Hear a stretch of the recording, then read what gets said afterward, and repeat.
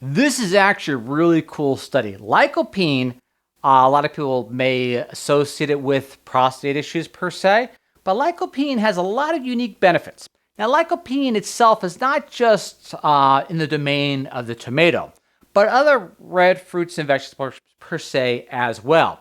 Now, what you and I are looking at right here is what the researchers did is they wanted to study the ideal amount of lycopene in regard to helping with non-alcoholic fatty liver disease, alcoholic fatty liver disease, and fatty liver disease as a whole.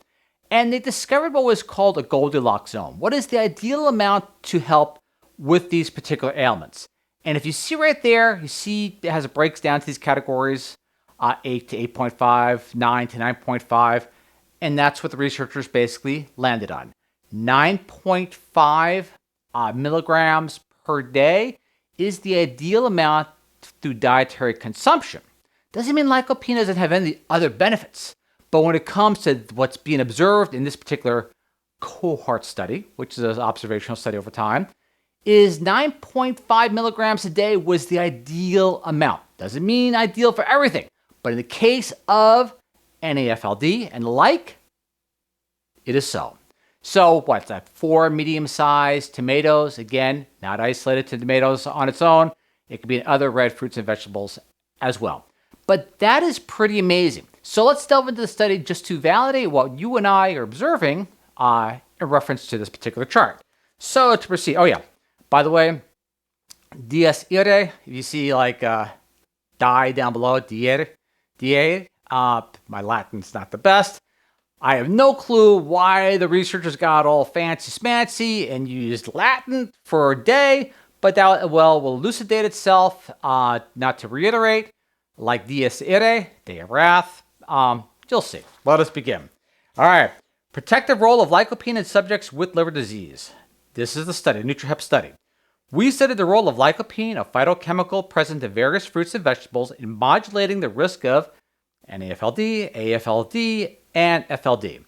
The innovative aspect of the research lies in its focus on lycopene as a potential preventative against the progression of liver disease in humans. This study revealed a significant inverse association between lycopene intake and the risk of NAFLD, suggesting a potential protective effect. Now, some of the other tricks that you may not be aware of in reference to lycopene. What's the backstory? Furthermore, this study explored different concentrations of lycopene, providing an understanding of its potential dose-dependent impact on NAFLD, AFLD, and FLD at the same lycopene concentrations. The protective effect was more evident against AFLD and FLD than against NAFLD, as we saw in the prior chart, but still, great just the same. Previous research associated with the high intake of lycopene with low waist circumference. So the associated lycopene, or people with elevated amounts of lycopene in the diet, or more than the normal per se, had lower waist circumference, as well as low subcutaneous and visceral fat, suggesting that lycopene had an impact on the adipocyte physiology. So, all right, let's see. How can we help with non-alcoholic fatty liver disease? You see where they're going? Now let's look at the methods. The study cohort, observational study over time, included 969 participants associated in this particular cohort between 2005 and 2006, and the associated follow-up a few years later on. Divided into two groups based on the liver conditions. Results indicated statistical significance of lycopene consumption showing a protective role against liver disease. The best concentration being 9.5, fancy-smancy, day per se. Quoting, our results showed that the amount of 9.5 to 10 milligrams per day, now it's elucidated, see what I mean, was the most effective in reducing the risk of steatosis. Although the intake is slightly higher than the actual average intake in our cohort, it is an easily obtainable dose based on consumption of lycopene-rich foods. For example, to reach this equivalent dose, one would need to consume about 4 medium-sized fresh tomatoes, calculated per se, without reading through the whole thing. While this study provides valuable insights, it has certain limitations. Of course, it's an observational study looking at the correlation and not necessarily causal right off the bat. That's for future studies. But also to reiterate, red vegetables such as fruits, tomatoes, cherries, pomegranates, pink grapefruit, peppers, carrots, and watermelon also are sources of lycopene. A lot of people are kind of skittish in regard to tomatoes for various reasons. Now, other interesting notes about lycopene.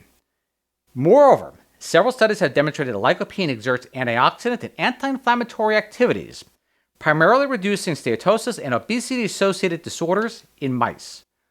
Other studies have investigated the potential impact of lycopene on reducing the risk of cardiovascular disease and suggested mechanisms that involve the regulation of blood pressure and decreased inflammation. The antioxidant properties of lycopene were studied in relation to cancer prevention. Various studies have provided perspective on the ability of lycopene to counteract free radicals. You don't think of it like an antioxidant, thus reducing the risk of developing various forms of cancer. Footnote there. Other studies have suggested that lycopene plays a protective role against ocular disorders and positively modulates the immune response, providing benefits in preventing infections and supporting the immune system. Kind of cool, interesting notes in regard to the other benefits of lycopene. Now to proceed. In conclusion, our findings, quoting, suggest that lycopene with its potent anti-inflammatory and antioxidant properties may serve as a protective factor against the development and progression of steatosis and liver injury. Further clinical studies are needed to confirm these implications. Future studies should aim to focus on robust methodologies such as randomized controlled trials, meaning you take a bunch of people, they're taking lycopene, others are not, no one knows who's taking what, and let's see what happens. To confirm causation and validate any observed association. Remember, causation and correlation, two different things for those not aware. This diet-centric approach could potentially pave the way for personalized nutrition strategies in the management of steatosis, incorporating lycopene-rich foods into dietary recommendations for individuals at risk may become a viable strategy, as well as lower waist circumference, without adding publisher bias. So you really have an interesting new dimension added to this tool chest in reference to lycopene. Again, lycopene can be found in other foods outside of tomatoes, but still just the same. This is what lycopene has been shown in this cohort study. So you really got to give gratitude to the researchers for going back and looking through this and weaving through all the dietary data and finding out that lycopene may serve a very powerful role in helping maintain a healthy liver. Gratitude to the researchers.